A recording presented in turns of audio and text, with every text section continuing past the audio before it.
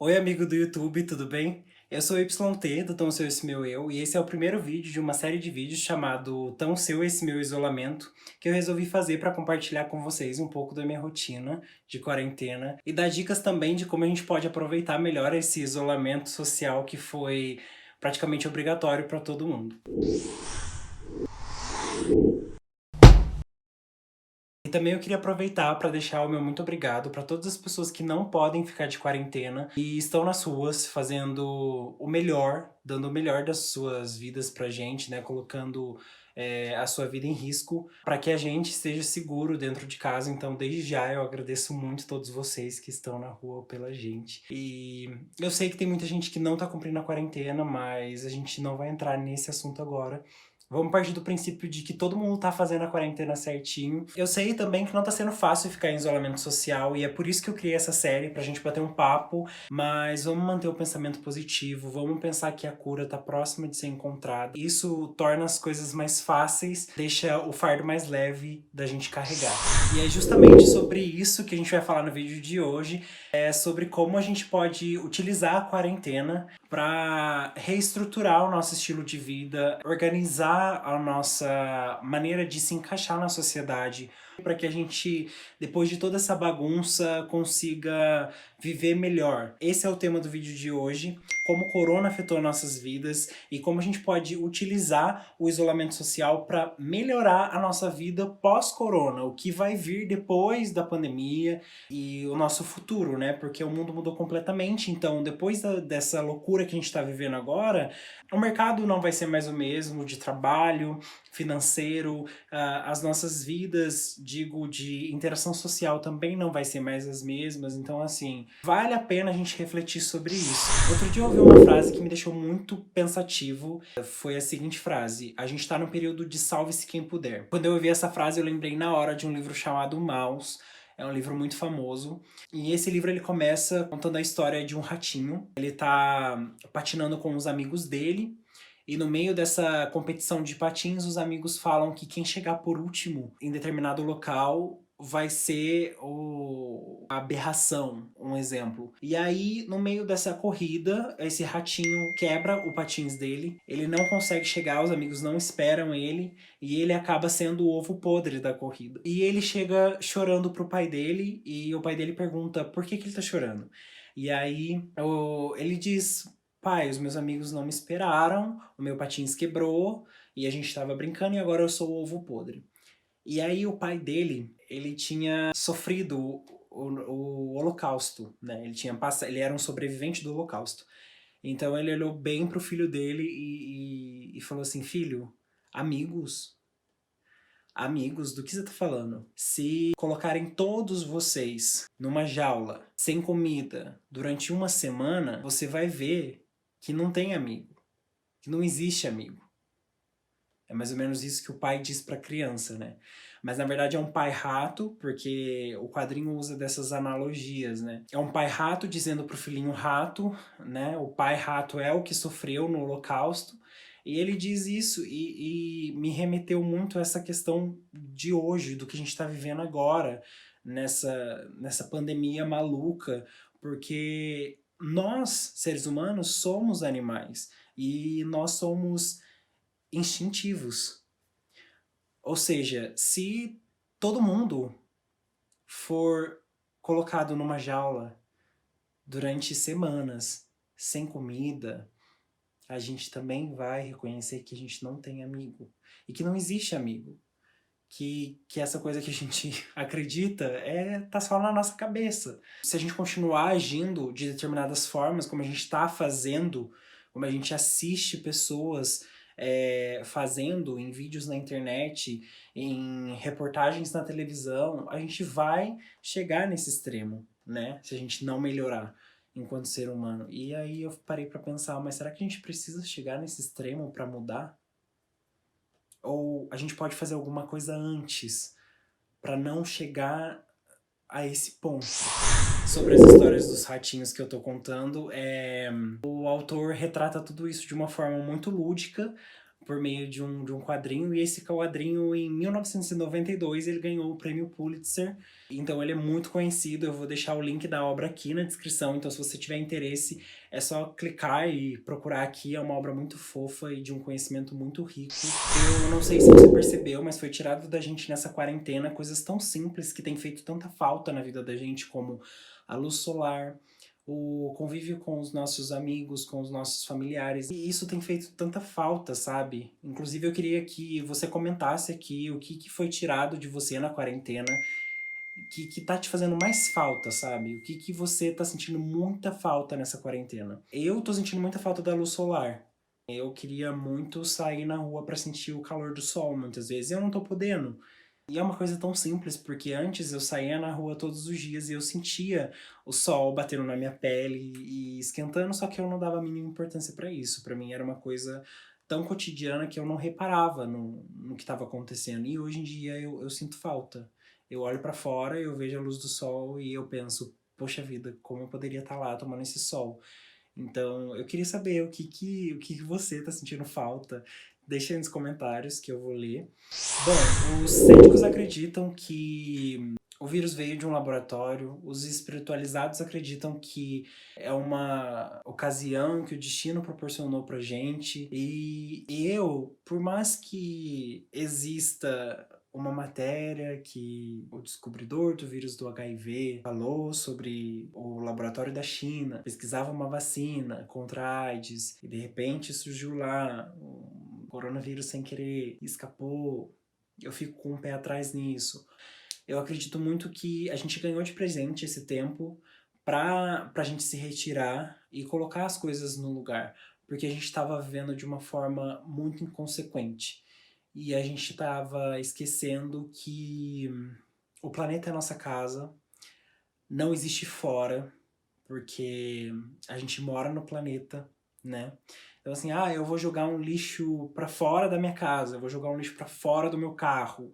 Não existe fora, tudo é dentro, porque o planeta é a minha casa. Então se a gente pensar assim, fica um pouco mais fácil de compreender. E a gente estava vivendo de uma maneira muito inconsequente, esforçando ao máximo o nosso corpo, exigindo demais da máquina, que eu digo o corpo humano. A gente estava produzindo muito, gerava poluição demais, a natureza já não aguentava mais, tava tudo em demasia. Então acho que o planeta não aguentava mais, a gente já não aguentava mais também, mas também não tinha como parar. Os coaches de autoajuda já não podia ajudar mais, os livros muito menos, zen budistas, ativistas da meditação, nada mais conseguia parar a gente, frear, para que a gente tentasse organizar a nossa bagunça, para que a gente conseguisse colocar a nossa casa em ordem. Então, assim, eu acho que esse período foi um presente do planeta pra gente. Assim, gente, vamos ficar aqui, ó, quietinho, vamos pensar o que tá acontecendo com você, vamos colocar as ideias no lugar e vamos... E eu acho que a gente tem que aproveitar por causa disso. Muita gente vai discordar do que eu tenho pra dizer. Muita gente talvez tenha ideias a acrescentar naquilo que eu vou falar agora, e tá tudo bem. Eu amo debater, inclusive tá aberto os comentários aqui embaixo pra gente conversar sobre, pra gente falar. Mas eu creio muito que o responsável por isso, por toda essa confusão que a gente vive, boa parte do tempo que a gente tá aqui nessa terra, é o capitalismo. Porque, assim, ele que incute na gente essa necessidade de adquirir bens materiais. Ele que incute na gente essa necessidade de preenchimento de vazio o tempo todo. Porque você preenche um vazio que ele te gerou, logo ele gera outro em você. Ele vai gerando na sua cabeça essa sensação de que você precisa ser preenchido por coisas materiais, e aí você preenche com coisas materiais e logo ele vai te apontando outros buracos e ele vai desenhando buracos em você para que você preencha, e assim, ou então vai te cobrindo de coisas, informações e bens e matéria, e você acaba esquecendo da psique, da matéria corpo, né? E saúde. E assim, o capitalismo realmente no meu ponto de vista, ele é muito nocivo, porque ele te coloca numa corrida rumo a lugar nenhum. Ele te bota numa velocidade máxima, mas sem destino. Você não sabe para onde você vai. Você não sabe onde você vai chegar. Você só tá correndo, você só tá se desgastando. E ele quer que você vá o tempo todo, corra mais atrás, atrás o tempo todo de bens e de coisas, e de ter, e de ter, e de ter. E as pessoas esquecem de ser. E as pessoas esquecem até mesmo o porquê que estão tendo as coisas. E é muito louco, porque assim, eu já cheguei a conhecer gente que tinha, não tinha mais o que ter. Já teve tudo que queria, já tinha atingido o auge da. E aí quando ela parou pra pensar no porquê ela estava ali naquele lugar e que ela tinha chegado naquele estágio, ela enlouqueceu. Ela precisou de ajuda médica mesmo, psiquiátrica, ao ponto do médico ter que apontar pra ela o porquê que ela chegou naquele lugar que ela chegou. Porque ela já não sabia mais por que ela estava lá. Ela já não sabia mais por que ela tinha aqueles bens. E, gente, isso não é vida pra ninguém, né? Convenhamos. O mais duro pra eu estar aqui falando sobre isso, sobre tá vivendo essa pandemia, a gente descobrir que a gente tem um vilão, que a gente... Muitas vezes o vilão tá dentro da gente mesmo, e que a gente vai precisar se reconstruir, se reorganizar, é que o capitalismo não vai acabar, tá? Desculpa, falei, mas assim, ele não vai acabar, não tem como a gente acabar com ele vai continuar aí por um bom tempo. O que a gente pode encontrar são soluções para amenizar o efeito dele na nossa vida. E desde que eu comecei a virar meio que inimigo do capitalismo, eu encontrei uma solução para que ele tivesse menos impacto na minha vida, digamos assim. E foi o minimalismo, que é uma forma de consumo consciente, que é uma forma na qual você pergunta sempre o porquê você está adquirindo uma coisa antes de adquirir aquela coisa. É uma forma de botar o dinheiro, a matéria, no lugar dela. Não existe regra para praticar um minimalismo, isso é sensacional. Então você não vai sentir preso dentro de uma ideologia na qual você tem que seguir.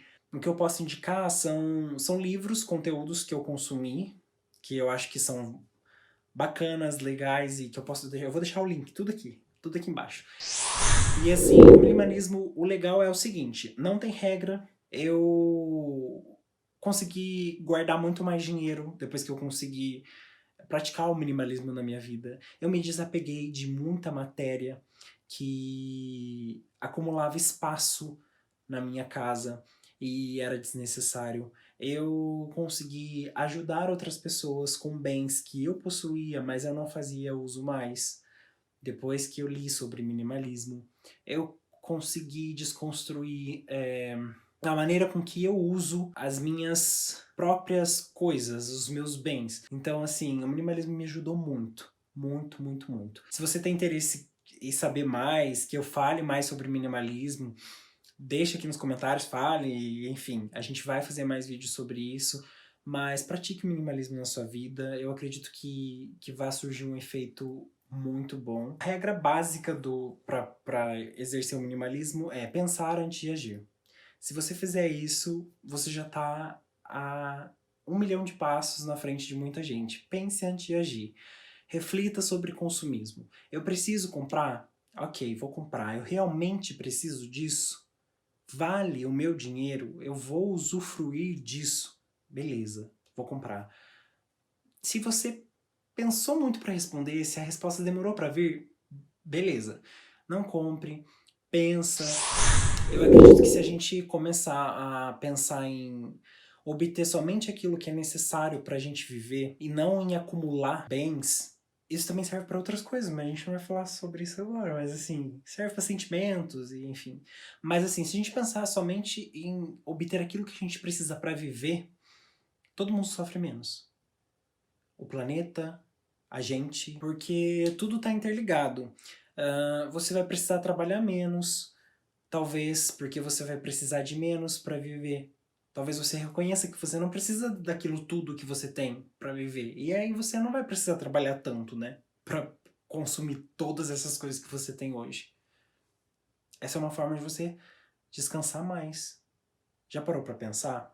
Se a gente não consumir tanto, o planeta ele não precisa gerar tantos recursos naturais pra gente, para que a gente possa produzir, por exemplo, bens de consumo supérfluo, que é o que a gente mais faz hoje. Então, os recursos naturais, eles já não vão ser mais uma preocupação. Não seria maravilhoso a gente não se preocupar na extinção dos recursos naturais? Eu moro no planeta Terra, então assim, seria ótimo eu não me preocupar que não vai faltar recursos aqui. A vida é um ciclo e eu acredito que tudo está interligado, então se a gente contribuir, a gente recebe de volta. Bom, esse foi o primeiro vídeo da série Tão Seu Esse Meu Isolamento. Se você gostou, compartilhe com todos os seus amigos nas redes sociais, no WhatsApp, em tudo quanto é lugar. Deixe aqui o seu gostei. E principalmente compartilhe com aquele seu amigo que precisa do minimalismo pra ontem, começar a praticar o minimalismo já. Não se esqueça de se inscrever no canal do Tão Seu Esse Meu Eu para receber as notificações quando sair o próximo vídeo da série. E siga o Tão Seu Esse Meu Eu nas redes sociais para ficar por dentro dos outros conteúdos que a gente posta por lá.